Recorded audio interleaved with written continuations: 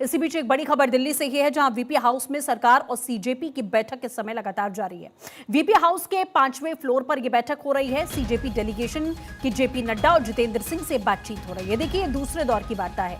पहले दौर की वार्ता जेपी नड्डा के आवास पर हुई थी, वो तस्वीरें भी आपने देखी थी। हालांकि आश्वस्त यहां पर सीजेपी का जो डेलीगेशन है वो नजर नहीं आया था। सौरभ दास की तरफ से कई बड़े आरोप यहां पर लगाए गए थे कि उनके फोन जब्त कर लिए गए, उनकी बात नहीं सुनी गई और किसी प्रकार का आश्वासन यहां नहीं दिया गया। लेकिन अब पैरामीटर्स बदल चुके हैं। आप देख रहे हैं सोनम वांगचुक, जिनका चेहरा आगे यहां पर किया गया था, उन्होंने अपना अनशन तोड़ा है। उनको आश्वस्त किया गया है जेपी नड्डा और जितेंद्र सिंह की तरफ से। कल मेदांता हॉस्पिटल में पहुंचकर उनको लिखित में साफ तौर पर बताया गया, आश्वस्त किया गया कि उनकी जो मांगे हैं उस पर विचार भी किया जाएगा और उसे पूरा भी किया जाएगा। अब क्या परिवर्तन होता है इस बैठक के बाद वो देखना होगा। गौरव हमारे साथ लगातार बने हुए हैं। गौरव, सीजेपी डेलीगेशन की बैठक इस वक्त लगातार जारी है, दूसरी ओर कैबिनेट की बैठक चल रही है, लेकिन सीजेपी की तरफ से जो बैठक हो रही है इसे लेकर अभी तक क्या अपडेट मिल पाया है? कितनी देर से बैठक चल रही है?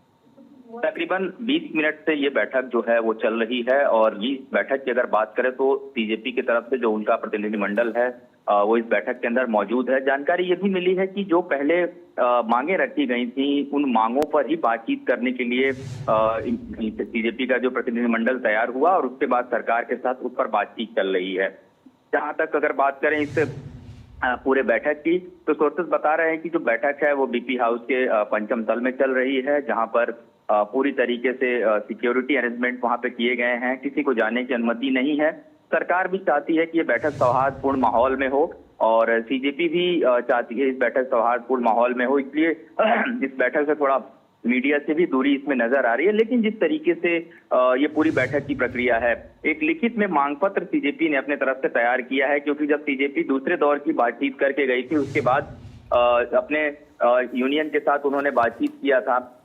सरकार की तरफ से जो अभी हाल फिलहाल में कई महत्वपूर्ण जो फैसले हुए हैं, चाहे हम फास्ट ट्रैक कोर्ट में इस पूरे मामले को बना करके सुनवाई करने की बात करें या फिर हम पूरे मामले में खुद कल प्रधानमंत्री की उस वीडियो की बात करें जिसमें उन्होंने कई तरीके की महत्वपूर्ण बातें की, छात्रों से अपील भी की है, तो निश्चित तौर पे यहाँ पर जो पूरा फोकस होगा वो ये होगा कि आगे इस तरीके से जो पेपर लीक हैं वो ना हो, उसमें जो जो लोग इन्वॉल्व हैं उनको फास्ट ट्रैक कोर्ट में किस तरीके से इस मामले में सुनवाई हो और दोषियों तक पहुंचा जाए। तो ये कहीं ना कहीं सरकार का पक्ष है और इस पे सीजेपी भी लगभग अब तैयार होती हुई नजर आ रही है, मेरे सोर्सेस बता रहे हैं। और आज की इस बैठक के बाद जो सीजेपी है वो अपने तरफ से डिक्लेयर भी कर सकती है कि उनके प्रदर्शन का जो धरना प्रदर्शन है उसकी दशा दिशा आगे क्या होगी। हालांकि आज जंतर मंतर पे भी भारी संख्या में फोर्सेस की तैनाती की गई है।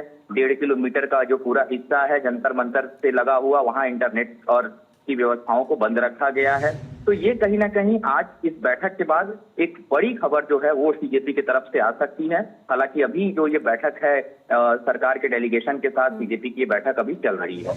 मतलब गौरव, कुल मिलाकर कहा जा सकता है कि सोनम वांगचुक के अनशन तोड़ने के बाद में, उसके बाद पीएम के तरफ से ऐलान करने के बाद में, कानून में परिवर्तन करने के बाद में कुछ पॉजिटिव इंपैक्ट पड़ता हुआ फिलहाल दिख रहा है इस समय, ये कहा जा सकता है? निश्चित तौर पे, और मेरे सोर्सेस बता रहे हैं कि इस पूरे अनशन के बीच में जो एक ब्रिज का काम लगातार सोनम वांगचुक कर रहे थे, सोनम वांगचुक हॉस्पिटल गए और उसके बाद से हमने देखा कि लगातार सरकार के साथ उनकी बातचीत की प्रक्रिया, कल हमने देखा उन्होंने अपना अनशन तोड़ा। तो जाहिर सी बात है बैकडोर से जो बातचीत की प्रक्रिया है वो बहुत पॉजिटिव नोट पे आगे बढ़ रही थी और यही वजह है कि आज जब ये मुलाकात हो रही है तो उसके कुछ देर बाद चीजें जो है स्पष्ट तौर पर निकल करके सामने आ जाएंगी। बिल्कुल गौरव, आप लगातार नजर बनाए रखिएगा, आपसे अपडेट लेते रहेंगे कि आखिरकार इस बैठक के बाद में क्या कुछ निर्णय यहाँ सीजेपी की ओर से लिया जाता है।